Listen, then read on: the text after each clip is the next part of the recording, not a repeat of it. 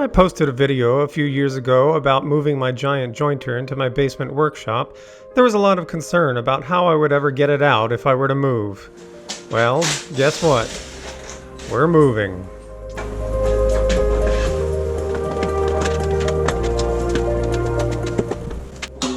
I reassembled the ramp that I had used to get the machines down in the first place.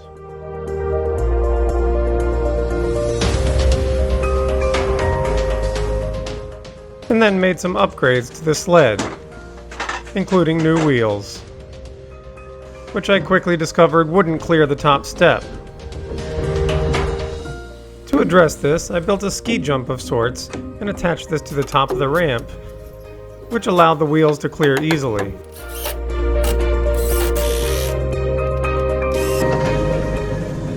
This worked quite well, but I quickly realized that I needed a third crosspiece in order to make for a smoother exit off the ramp.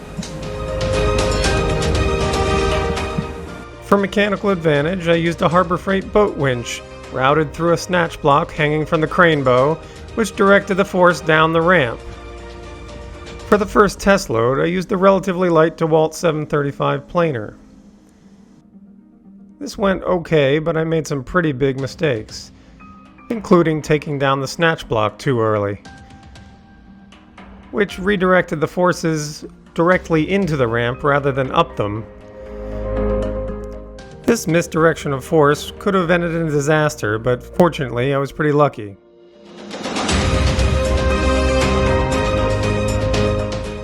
One big indication of this problem was that I bent the mounting plate.